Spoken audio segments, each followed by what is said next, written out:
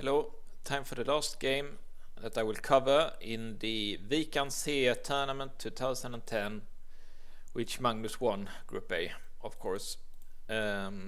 He's playing Sergey Karjakin. We will cover a lot of Sergey Karjakin's game as he became World Championship candidate in 2016, I think, or 18, something like that. So we will look at a lot of Karjakin and Carlsen games. Karjakin is from Russia. He's born in Ukraine, but he changed country to Russia. I don't know if he changed now, and he's also about the same age as Magnus. I think he's about the same age as Magnus. And he was also like this child prodigy like Magnus, like Grandmaster at 13 or whatever. So definitely a good player.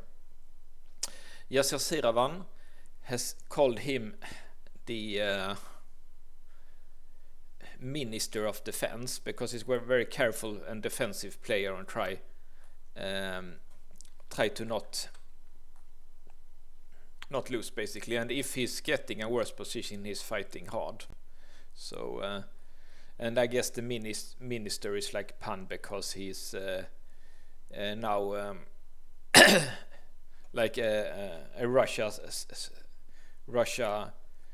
follower of Putin and so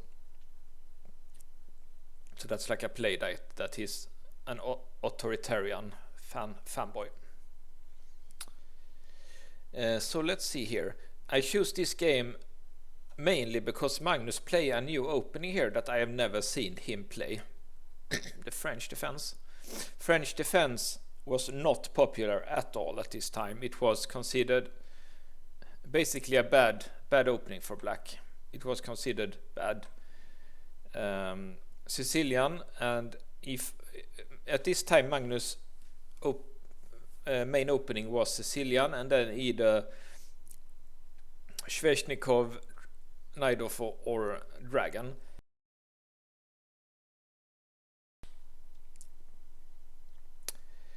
Sorry for that. But now he tries the French, and of course in a few years time Magnus will go over to mainly play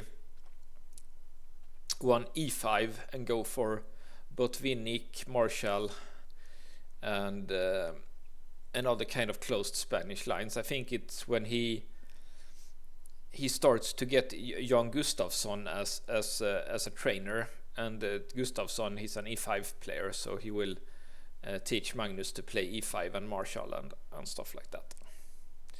But now Magnus is doing the French defense, and here of course main line here is bishop e4, but knight f6 is the old variation. It's also a fine variation.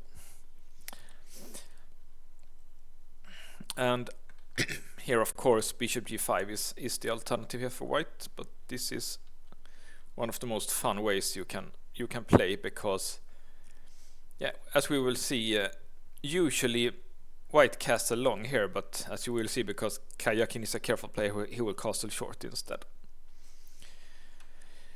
And with modern computers, the modern computers think that, as we can see here, French is playable, only 0.3. That's fine. That's a fine opening. Like people thought it was like it was objectively bad. Like you could play it like maybe once each other year, just like a trap, like try to get opponents out of book. And I think that's what Magnus doing here, is just preparing this opening for this game, because I never saw him play French again. But a lot of strong players now, like Nepomniachtchi, for example, has French as one of their main openings. So it's definitely an opening now with modern computers that you can play as a main opening. But here in 2010, people thought it was just way too bad to have it as a main opening.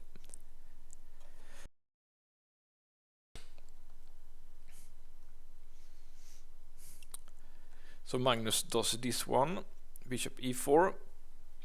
And an alternative here that was much played was this. something like that, and something. Yeah. And with interesting play here, white tries to attack on the king side, black on the queen side. But bishop e7 is of course good also. And the thing is here that now you can't play like this because c4 is, and then going with the pawn is like winning for, it's winning for black. I made that mistake once. So if you want to go castle long, you have to take first. Play like this, because yeah, c4 is like a forced. You can see here also it's just already winning for black here. We're going with the pawns here.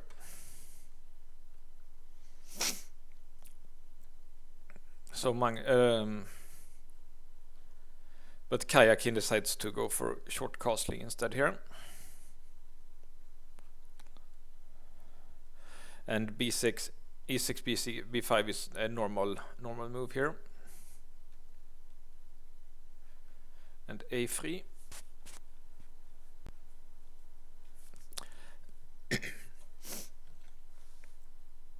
So this looks kind of normal French game. White didn't choose the most. White didn't choose the most like ambitious plans here.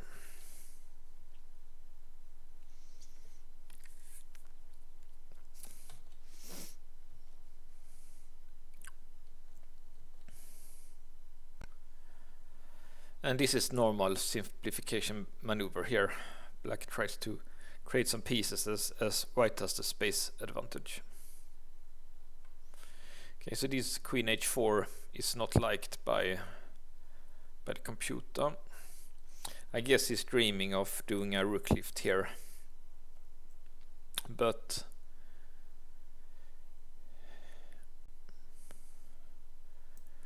like something like this, a knight f8, and black is quite solid. So it would have probably been better for white to put the queen here in the center on d4 maybe. And maybe queen f2 and put the queen here, and then maybe go for some kind of an endgame here. It looks it's completely equal, but now as we will see, this will get a little bit better for black. And here Magnus makes a good move that the computer likes. He plays f6 and open the position. I guess it's just because this rook is loose. Here it's not being defended. So it's if Magnus should try to open the game, he should do that right now. And also you can see the computer always wants to do f6 either now or next move, like as soon as possible, to break on the queen side, or on the king side I mean. So that's definitely correct. And here looks like white is making a big mistake here. Best was to take,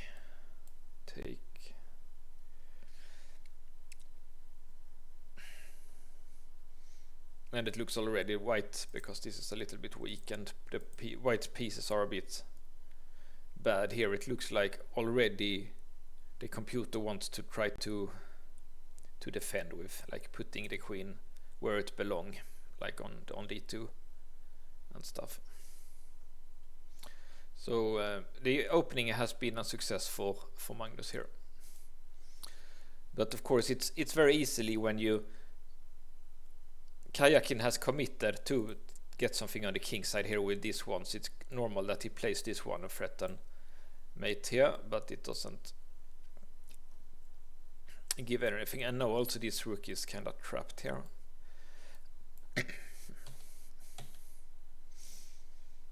So because this rook is quite in danger, white tried to get it. It tries to play like this. It looks quite normal going here and then maybe go here and try to get something on the king side. But the computer doesn't like it.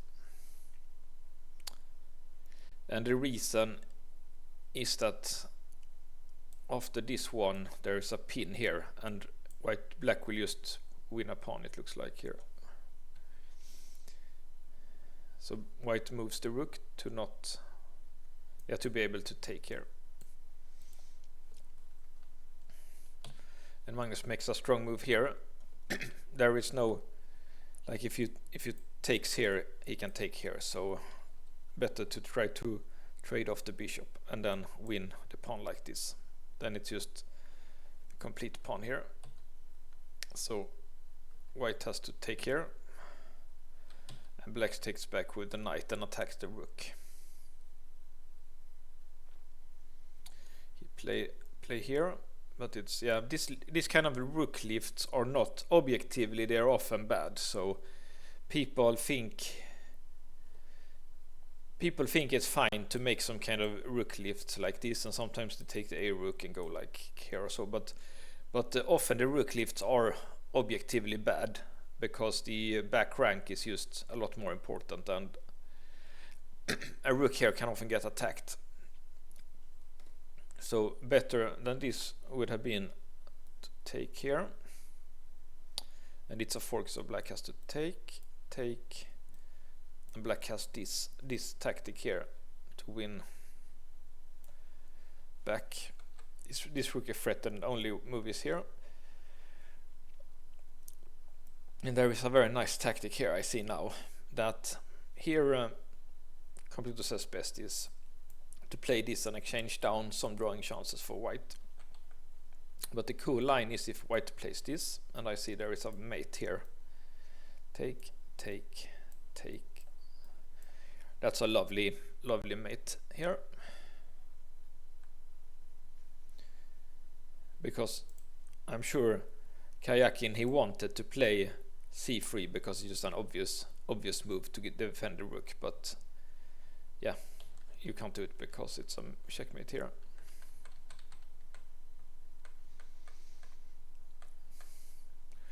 So because of that, he tried this, but he should have gone for that with bishop and pawn against rook. There was some drawing chances in that endgame, in my opinion,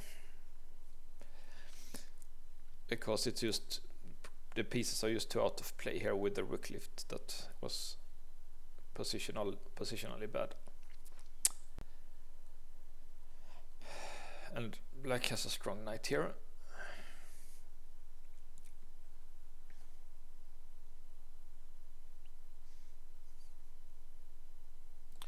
And white tries to take here,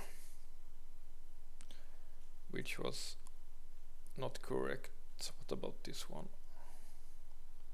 Yeah, it's still the back rank issues here. Then you can take here. Otherwise, like this is kind of normal. So because of that, computer likes to giving breathing air for the king here.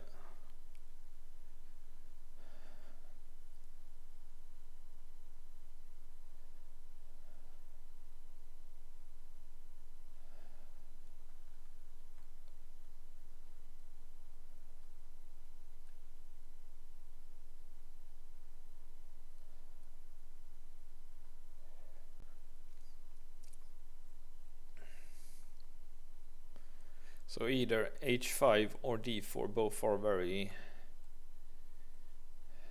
interesting for black. To me it looks, computer likes h5 first, but d4 looks a bit more normal to me. And now, yeah, you can't take here because of this, but you can go here. Yeah, now the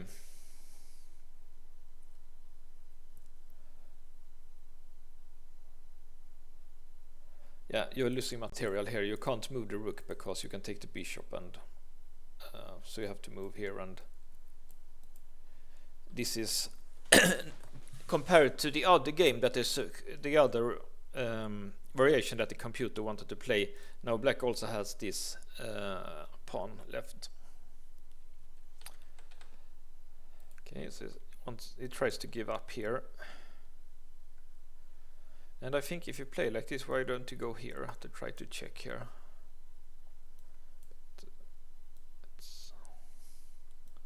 It's nothing in the too few pieces for white here, so it's just nothing. So he tries this one. That's also bad because he can trade a rook. There is a saying like if you are an exchange up, you want to trade off the opponent's rook, so only you have rooks, because one rook is important to defend the bank rank. So it's good technique here for black to trade one pair of rooks.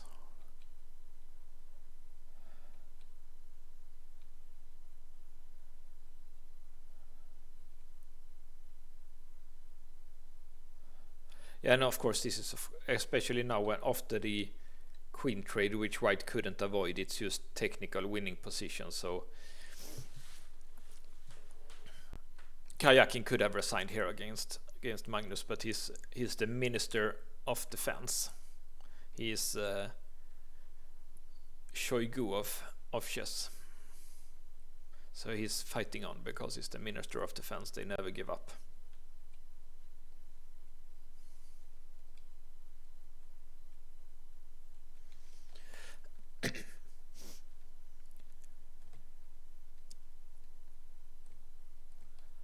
So there is some technical problems still, but I'm not gonna spend too much time here.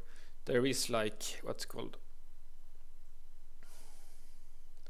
like one strategy. If you don't really know how to win it, you just move around, and sooner or later something happens. And what happened here was that now the black king gets in here to attack the queen side, and it's game over. So bad positional understanding here by Karjakin. Is going for the attack, for trying to build up an attack on the queen side here with like this f5 and rook here, which that's just a bad. It's understandable that he tries to go for an attack because he already put his pieces like that, but just the computer likes it and Magnus didn't like it either. It just doesn't work, and it's would have been better to try to defend like here, for example. The computer says it's even, so it's definitely possible to play solidly here and get a draw as white with correct play. Okay, this is the last game for this tournament, the Wijk tournament that Magnus won, and he will win like 10 more. He's the master of the Wijk tournaments. So see you next game here.